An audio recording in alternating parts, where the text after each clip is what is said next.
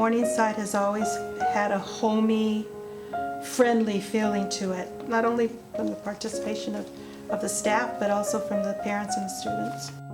I remember Mrs. Dye in kindergarten. She always had a piano in her room, and we sat around her piano and we would sing songs. Helen Rosas, always greeting everybody. She always greeted everybody when they came in the door with such a nice smile and often a hug. And incredible. This is what the teachers and administrators live for, to have people come back and tell us what they're doing. And the thanks is nice, but it's to know that what you did made a difference in their lives. Everywhere you are, you have the same possibilities, the same, you're giving the same chance, and it's just up to you to be productive and put as much as effort as they're giving you. Just balance it out, and you'll aspire to do anything you imagine you can do. Try to take in whatever it is that's around you in that moment, the people, the experience, because that moment will never happen again.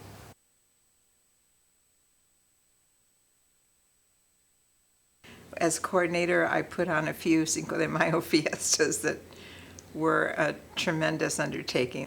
We had food booths, we had game booths, we had entertainment. It was a full-blown fiesta. I remember the very first year I was here, it rained on Cinco de Mayo.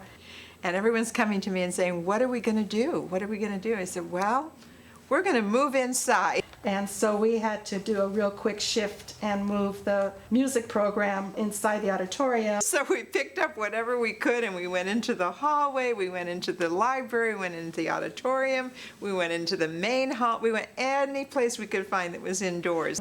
We did the carnival part in the big cafeteria inside, and did all the food stuff in the hallways, and so we managed. It was an unbelievable thing. During Christmas time, we would always have a big tall tree in front of the auditorium.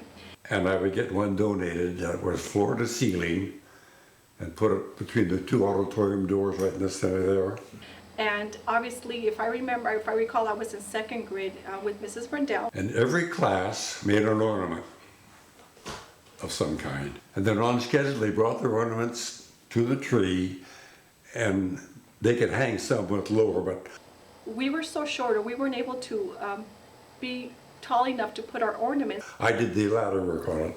So he would stand next to the Christmas tree and he would help us put our ornaments on the Christmas tree. And when we got finished, we had an ornament for every child on that holiday to your Christmas tree that they could enjoy. It was really a thing of beauty. And that was very nice to see him being there and enjoying that moment that we were putting ornaments on this big Christmas tree. And this was every year.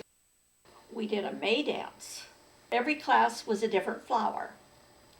The mothers made costumes out of crepe paper. They built a stage out behind the new building, which is now a newer building because the new building went down in the 71 earthquake. Right outside of that, everybody did dances. They were all flowers. And I was the announcer for all of it. There was no PA system at all. And they said, remember, that last person out there needs to hear you. So for about 3 days afterwards, I had no voice. But they said I did a really good job. And I was I was glad that I could do that. The one that stands out, the one that was big every year, was a show that was called Putting on the Hits. It was basically a talent show from the students. You got to see your friends perform the latest cool song, a Michael Jackson song, and lip sing it and do the dance moves, and that was big every year. There was definitely parents and teachers there, but 90% of that crowd in the auditorium was all kids.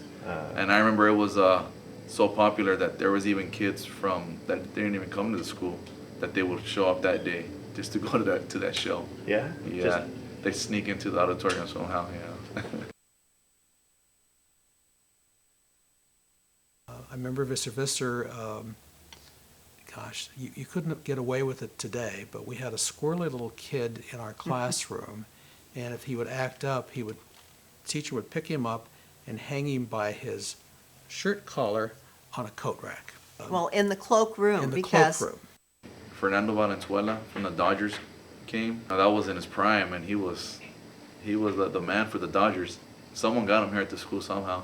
Arranged to have him come to school to talk to the kids. I don't know how the word got out because I was told, don't tell anybody. I just want to talk to the children. So he came here. He arrived in the gate surrounding the playground. Hundreds of people. It was crowded. He came on here onto the field. I don't know how they knew, but they knew. He gave a short little talk, but it was awesome. The community, the students, the parents were thrilled. That was very exciting. That was exciting. The only thing I can think that was really something is the year that the Lindbergh baby kidnapped. I'll never forget that. I was little, but we'd never heard of a kidnapping before. One of my strong memories of the auditorium, may not be a pleasant memory, was that, that's where we would all line up during the time of the year when we would have to have our inoculations.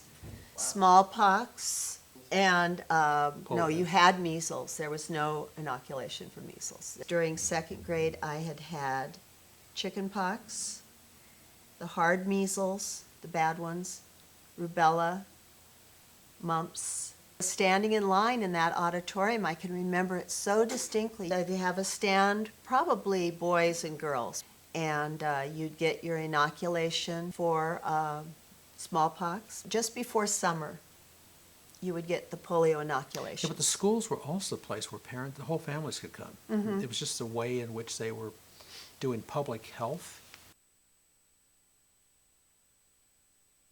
When I first started there, they had this wonderful cafeteria manager. I think her name was Jo Sample, and she used to make all these wonderful desserts just for the teachers. One of the cafeteria workers, Betty, I can't remember her name, but it was Betty, in charge of the cafeteria.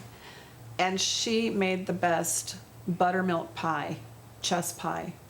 It was great. Buttermilk pie and bread pudding. Oh, it was so nice. And I remember also the cookies. He'd make peanut butter cookies. And I probably gained 10 pounds that year because I had a cookie in the morning and a cookie at break and a cookie at lunch, and so I had to cut back on the cookies. But the food, the extras, the little extra things were always good. Talk about something that made you feel special to be a teacher. Boy, that did it. Mr. Johnson, like I said, he loved to get us in the auditorium to sing. I can still remember all the rounds that we did. Sure. 3 Blind Mice was one of them. He loved to sing rounds.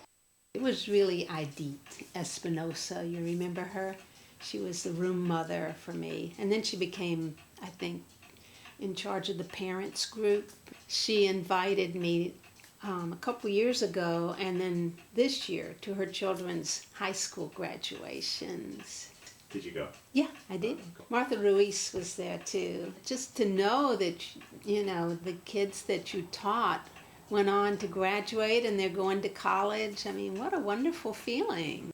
People on Morningside had goats.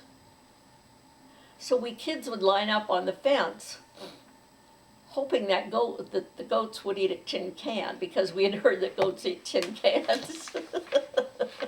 But we'd throw anything that we had from our lunch over there to those goats. Morningside School is nestled San Fernando's heart.